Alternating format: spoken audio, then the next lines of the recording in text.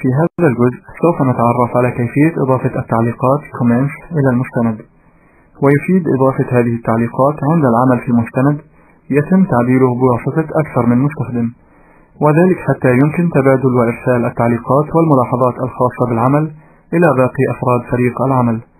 والتعليقات comments عبارة عن جملة أو مجموعة كلمات مرتبطة بالكتابات المختارة أو بأحد محتويات المستند، وتظهر هذه التعليقات داخل مساحة خاصة تسمى بالون عند استخدام نظام العرض print layout أو نظام العرض web layout، بينما تظهر داخل الجزء reviewing pane أسفل واجهة البرنامج عند استخدام نظام العرض normal view.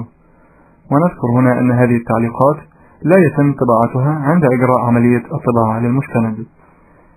ولإضافة التعليقات إلى المستند نختار الكتابات التي نريد ربط التعليقات بها، ثم نفتح القائمة insert ونختار comment، فيقوم البرنامج بإحاطة الكتابات المختارة بأقواس حمراء، ويظهر شريط الأدوات reviewing، كما تظهر اللوحة reviewing pane أسفل واجهة البرنامج، حيث نلاحظ وجود اسم المستخدم وتاريخ إدراج هذا التعليق، فنقوم بإدخال الملاحظات والتعليقات التي نريدها.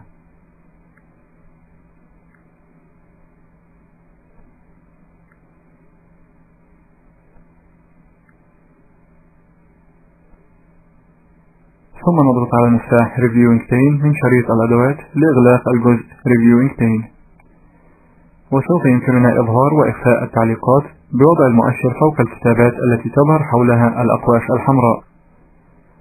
والآن ننتقل إلى نظام العرض print layout للتعرف على شكل التعليقات في هذا النظام، فنختار كتابات أخرى من المستند، ثم نفتح القائمة insert ونختار comment، فيظهر هذا الشكل في الهامش الأيمن للصفحة، فنقوم بإدخال التعليق الذي نريده. وفيما بعد إذا أردنا إجراء التعديلات على هذه التعليقات نضغط بمفتاح الماوس الأيمن على الكتابات المرتبط بها التعليق، ونختار edit comment من القائمة المختصرة، ثم نقوم بإجراء التعديلات التي نريدها. ومن هذه القائمة المختصرة أيضا يمكننا حذف التعليق الخاص بالكتابات المختارة باختيار delete comment.